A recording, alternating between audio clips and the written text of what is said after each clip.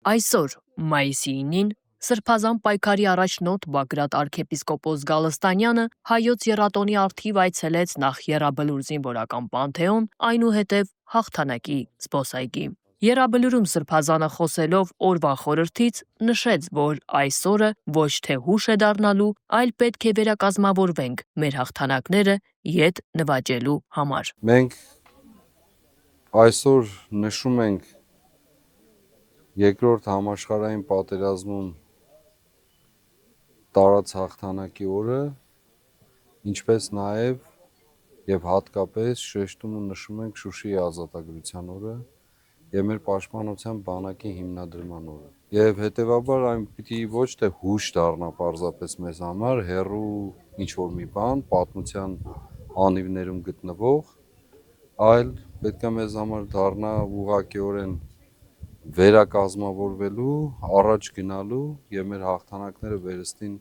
ետ նվաճելու, որը մեզ է պատկանում եւ ոչ ուրիշին։ Սրբազան պայքարի առաջնորդը Եռաբլուր զինվորական պանթեոնի եկեղեցում աղոթ բարձրացնելուց հետո ծաղիկներ խոնարհեց անմար կրակին, կատարելով Հայաստանի Հանրապետության ու Արցախի Հանրապետության օրհներգները։ Այնուհետև Բագրատ arczepiskopos Գալստանյանը հերթական անգամ մատնանշեց, որ եռատոնն այս իշխանությունները մեզնից գողացել են։ Մենք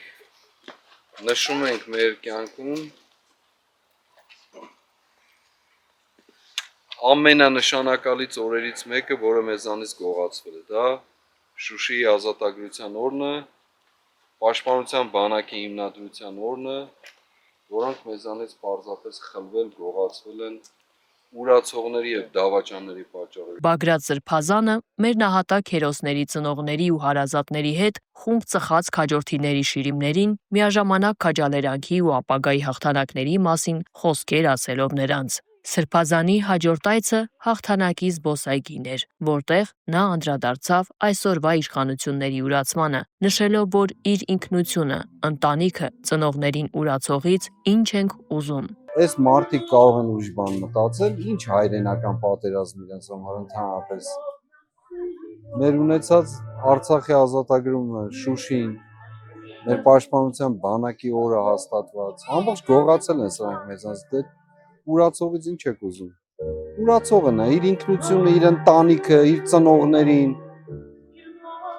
ամեն ինչ, եթե այդպիսին է ուրացող, ամենտեղ ուրացող է։